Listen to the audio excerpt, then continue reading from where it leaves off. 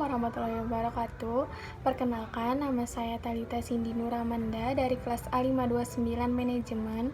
Di sini saya akan menjelaskan tentang PPh pasal 22 atas impor. Pertama-tama, apa sih PPh pasal 22 itu? PPh pasal 22 merupakan pajak penghasilan yang dikenakan pada badan usaha milik pemerintah maupun swasta yang melakukan aktivitas perdagangan, ekspor, atau impor barang. PPh pasal 22 yang dikenakan terhadap wajib pajak yang tidak memiliki NPWP lebih tinggi 100% daripada tarif yang diterapkan terhadap wajib pajak yang menunjukkan NPWP. Selanjutnya, apa sih PPh pasal 22 atas impor itu? PPh pasal 22 atas impor merupakan pajak penghasilan yang dikenakan atas transaksi pemasukan barang dari luar negeri ke dalam negeri yang dilakukan oleh badan usaha tertentu. Untuk PPh pasal 22 atas impor ini, subjek pajaknya yaitu badan usaha yang melakukan impor.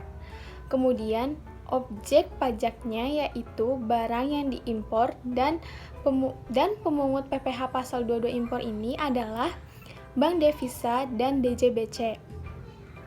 Dan saat terutang, PPh pasal 22 impor ini pada saat pembayaran bea masuk atau penyelesaian dokumen. Selanjutnya, ada klasifikasi tarif PPh pasal 22 atas impor. Yang pertama, untuk impor barang tertentu, baik yang memiliki API maupun non-API, dikenakan tarif sebesar 10% dari nilai impor.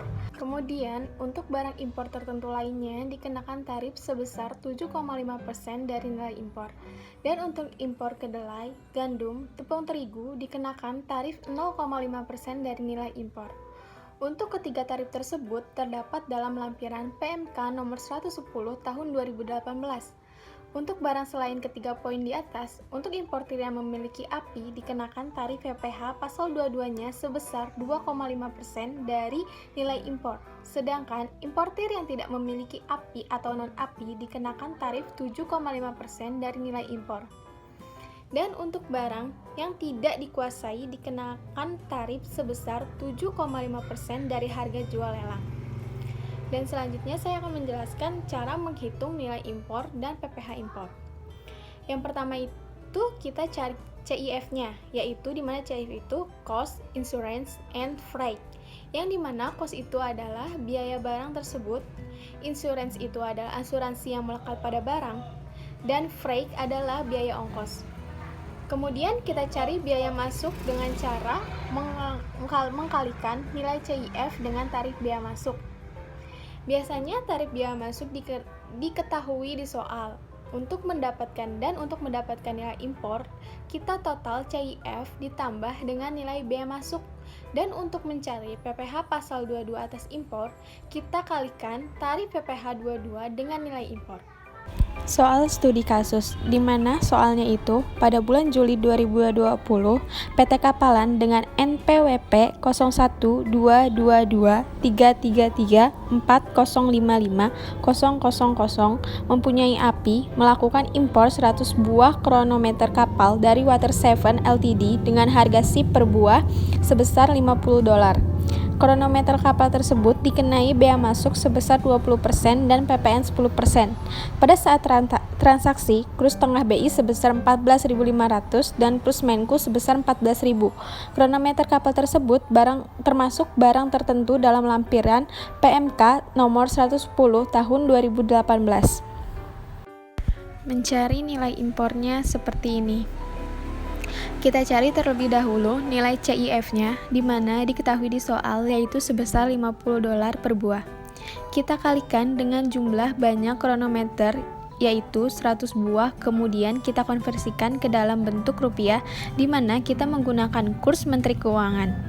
Kita kalikan 14.000, maka kita temukan nilai CIF sebesar 70 juta rupiah. Kemudian, kita cari bea masuk dengan cara mengalihkan tarif bea masuk yang diketahui di soal yaitu sebesar 20%. Dikali dengan nilai CIF yang telah ditemukan, maka didapat bea masuk sebesar 14 juta rupiah. Kemudian, kita total kita total, jadi dapat nilai impor sebesar 84 juta dan dikalikan 10%, di mana itu tarif impor barang tertentu yang sesuai dengan PMK nomor 110 tahun 2018, maka dapat ditemukan PPh pasal 22 impor yang dipungut sebesar 8.400.000 rupiah. Ya, tadi udah dijelasin ya gimana cara menghitung CIF-nya bersertakan contoh kasusnya. Nah, selanjutnya saya akan menjelaskan tata cara penyetoran dan kewajiban pelapor.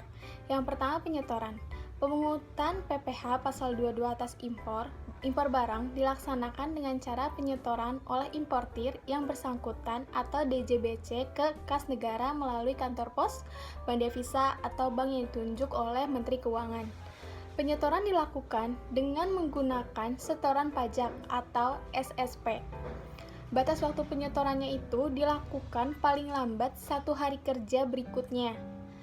Dan untuk pelaporannya, Direktorat Jenderal Bea Cukai dan Pemungutan Pajak wajib melaporkan hasil pemungutannya dengan menggunakan surat pemberitahuan atau SPT masa PPh pasal 22 ke kantor pelayanan pajak.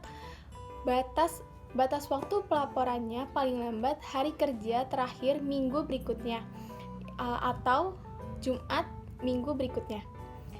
Yang terakhir ada hal-hal yang dikecualikan dari PPh pasal 22 impor. Yang pertama itu impor barang yang tidak terutang PPh disertai surat keterangan bebas PPh pasal 22 dari DJP. Yang kedua itu ada impor barang yang dibebaskan dari pemungutan bea masuk dan pajak pertambahan nilai.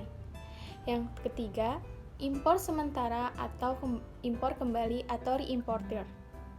Dan impor emas batangan yang akan diproses untuk menggantikan barang perhiasan dari emas untuk tujuan ekspor. Bagaimana teman-teman setelah saya jelaskan tentang PPh pasal 22, saya berharap teman-teman dapat mengerti apa yang saya sampaikan. Kurang dan lebihnya saya mohon maaf. Sekian penjelasan saya tentang PPh pasal 22. Wassalamualaikum warahmatullahi wabarakatuh.